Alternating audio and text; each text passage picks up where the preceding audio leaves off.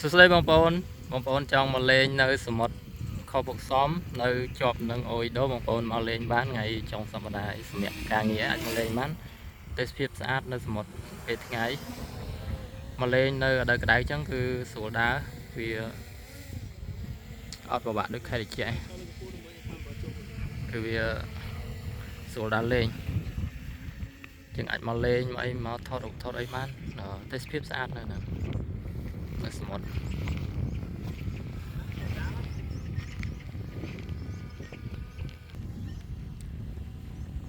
នៅស៊ីហឹងស៊ីនៅ